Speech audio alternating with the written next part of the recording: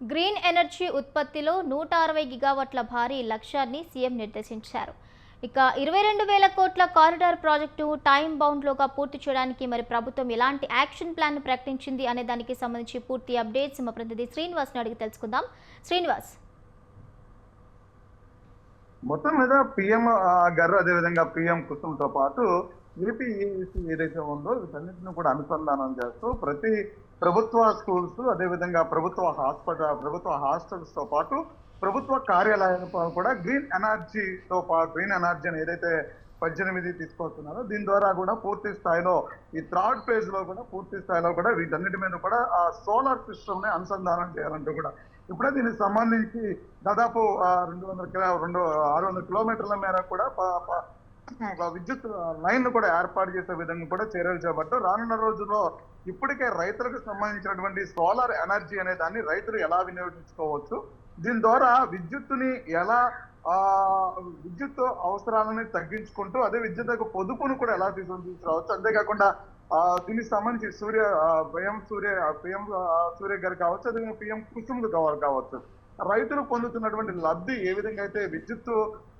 బకాయిలు పెరగటం, అదే విధంగా రైతులకి విద్యుత్ అనే కార్యక్రమాలు అనేక చేపట్టినప్పుడు కూడా సోలార్ అనే దాని మీద కూడా విద్యుత్ మీటర్ల మీద కానీ అదేవిధంగా విద్యుత్ మీద కానీ ఆధారపడకుండా భవిష్యత్తులో బోర్లు కానీ ఇతర అంశాలు రైతులకు సంబంధించిన అంశాలని వినియోగించిన దానికి సోలార్ సిస్టమ్ తీసుకొచ్చారు. అదే విధంగా ఇప్పుడు చూస్తే కనుక ప్రభుత్వ కార్యాలయాలు అదేవిధంగా పెరుగుతున్నటువంటి విద్యుత్ వాడకం కావచ్చు, లేదంటే విద్యుత్తో అనుసంధానమైనటువంటి కంపెనీలు, ఇండస్ట్రీస్, అదేవిధంగా రానున్న రోజుల్లో విద్యుత్తో అనుసంధానం అవుతున్నటువంటి ఏవైతే డేటా సెంటర్స్, ఇప్పటికే ఆంధ్రప్రదేశ్ లో పెట్టుబడుల రూపంలో వస్తున్నటువంటి కంపెనీలకు విద్యుత్ ఒక అంశాలని రానున్న రోజుల్లో విద్యుత్తుని పెంచుతూనే మరో పక్క నుంచి పిఎం కుసుమ్ కింద ప్రభుత్వ పాఠశాలలో హాస్టల్స్ కి ఈ అనుసంధానం చేస్తారు. ఏదైతే సోలార్ సిస్టమ్ లో దాన్ని అనుసంధానం చేస్తూ ఉన్నారు. దానికి ప్రత్యేకించి డేటా సెంటర్లకి వినియోగించేది కూడా ప్రత్యేక లైన్లు ఏర్పాటు చేయడం, ఒకే చోట ఒక గిగావాట్స్ సంబంధించినటువంటి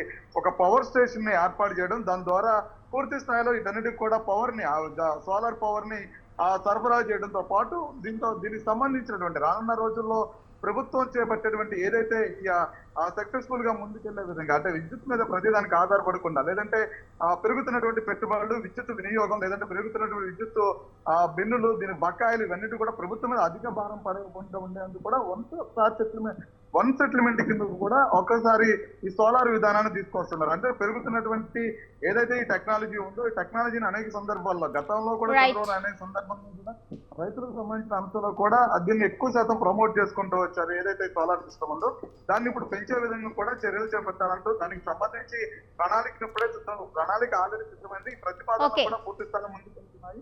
త్వరలోనే దీన్ని పూర్తి చేసే అవకాశం కూడా కనిపిస్తుంది. Bhavani, right, thank you Srinivas, thank you for the updates.